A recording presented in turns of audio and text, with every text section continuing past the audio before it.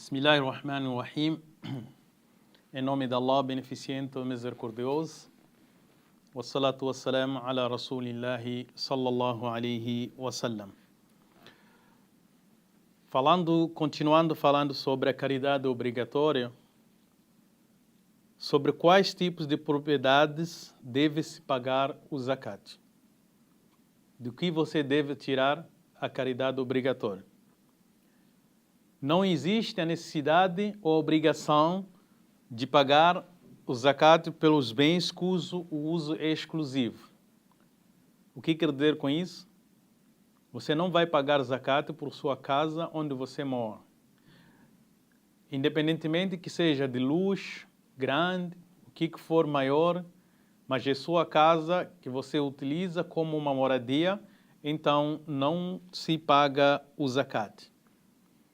Você tem um carro que é para o seu uso pessoal, das suas necessidades dia a dia. Independentemente de que luxo, que preço seja, você não paga zakat para esse carro ou esse automóvel que você usa para sua necessidade dia a dia. O zakat é descontado dos bens comerciáveis que, por norma, não são de uso exclusivo pessoal, senão são utilizados para aumentar. Por exemplo, você tem um negócio, tem um comércio. Se você vende casas, então vai ter que pagar por aquelas casas que você vende, sua mercadoria. Se você tem uma loja, vai pagar por aquelas mercadorias. Se você é um produtor, você vai ter que pagar por aqueles produtos, considerando as normas. O ouro e prata que não são utilizáveis como parte de vestimento ou adornos. Eles também têm que ser pagos no zakat. A caridade só se torna obrigatória nos casos em que a quantidade passa por mínimo que esteja na posse da pessoa durante um ano lunar, que nós estamos a falar. Quando passa esse ano lunar, é obrigatório que você pague o zakat se você estiver com o mínimo. Como assim o ano lunar? O ano islâmico, Hijriya. Esse você começa a contar, por exemplo, começa a contar hoje, que é o dia X, até o próximo ano, o dia X. Se você tiver esse mínimo, aí você deve pagar o zakat. A quantidade do zakat de ouro e de prata que se estipula hoje em dia, se você tiver na posse de 85 gramas de ouro na sua posse durante um ano, então você é obrigado a pagar o zakat. E em ouro é 395 gramas de ouro. Se você tiver esse aqui durante um ano na sua posse, você é obrigado a tirar pela essa quantidade 2,5% da sua riqueza. Então, esse é o que é dado mínimo, equivalência mínimo da nossa riqueza para podermos atingir o nisab, chamado nisab no Islã.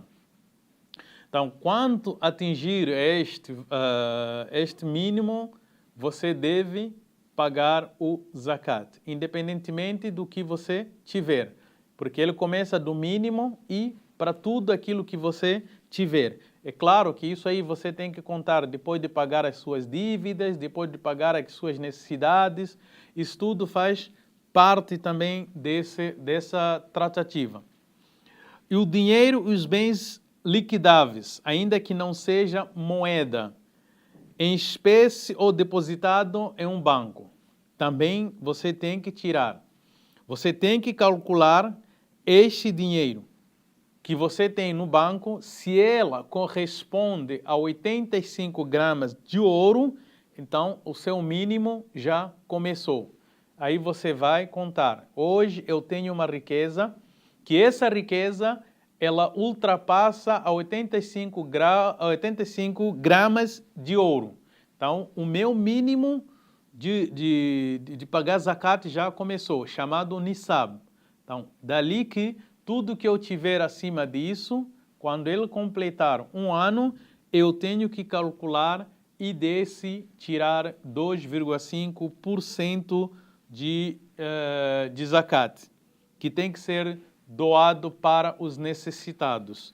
Esse é o cálculo que se faz. Sempre faz-se o cálculo mínimo pela 85 gramas de ouro. Se fizer pela prata, dá 595 gramas de prata.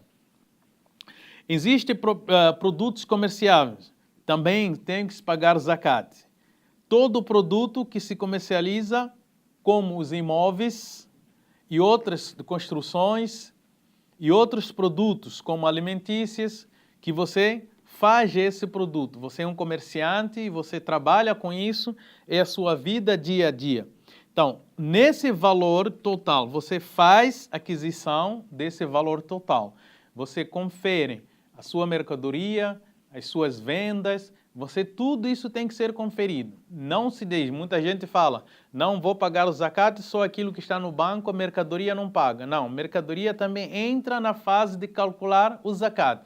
Você calcula no preço atual, no preço daquele dia. Você vai calcular um imóvel, você não vai calcular com o preço que passou ou o preço que você comprou. Não, a equivalência daquele dia que você está calculando para pagar o zakat. E daí que se passar um mínimo, que é o chamado nisab, aí você tem que pagar o zakat, que é 2,5% desse dinheiro. E também é pago o zakat, tanto como nos caprinos, bovinos, tudo isso você também tem a sua calculação para pagar o zakat. Depende das idades que tem nesses animais. E nos produtos agrícolas também, se paga zakat por colheita que você for a colher. A sua produção chegou na colheita, calcula e paga o zakat. Então, não tem nada que não é calculado dentro do zakat. Agora, você vai dizer, Sheikh, eu tinha 85 gramas de ouro, mas quando cheguei antes do ano finalizar, eu já não tenho nenhuma grama. É claro que você não vai calcular para fazer, pagar o zakat, porque você não está dentro do nisab. Sheikh, eu trabalho e tenho meu salário. Meu salário, eu vou ter que pagar zakat? Não estamos a falar do seu salário. E o zakat não se paga mensal, não é isso. Mas eu trabalho, se eu calcular durante um ano, vai dar esse preço mínimo de quem? De ouro, de 85 gramas. Só que você não pode esquecer que você paga seu aluguel, paga suas despesas, e você não vai conseguir completar um ano com aquele dinheiro extra. Então, aí você não paga o zakat. Claro que você recebe hoje e daqui a 2, 3 meses você já não tem nada na sua conta porque você vai pagar as suas contas, suas despesas e aí você voltou do zero. Então, não tem como contar um ano sobre o salário que você está recebendo. Aliás, você ainda é um necessitado, você é uma pessoa com direito, que nós vamos falar no próximo, um direito de receber o dinheiro da caridade. Então, isso é importante que a gente se entenda. É muito importante que as pessoas tenham esse dinheiro, que estudem sobre o zakat. É por isso que se diz que você procurar do conhecimento é obrigatório. Quando você quer fazer oração, vai procurar conhecimento sobre a oração. Quando você quer casar, vai procurar conhecimento sobre o casamento. E quando você tem riqueza, procura conhecimento sobre a riqueza, os direitos e os deveres da riqueza para você obedecer às ordens de Allah subhanahu wa ta'ala.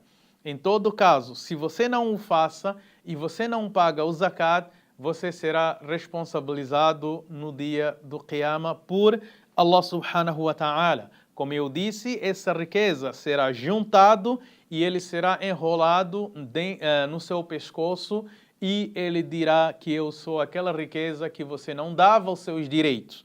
Quem são os direitos? É aquele que recebe esse dinheiro. Muitas das vezes, como eu digo, não é o favor do rico dar ao pobre, mas sim é o favor do pobre receber do rico esse dinheiro do zakat. Muitas pessoas entendem quando alguém doa, tira o zakat, está a fazer o favor para aquele necessitado, para aquele pobre. O Islã não ensina assim. O Islã ensina que aquele que recebe o seu zakat é que está a fazer o favor para você que está dando o zakat.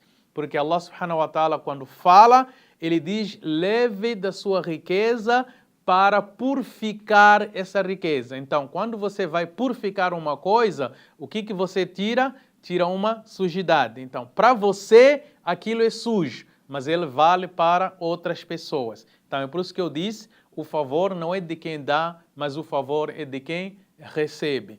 E ainda lembrando que chegará um dia, que Nabi sallallahu alaihi wasallam diz, que chegará um dia que as pessoas vão andar com seu dinheiro do zakat e não vão encontrar a quem dar.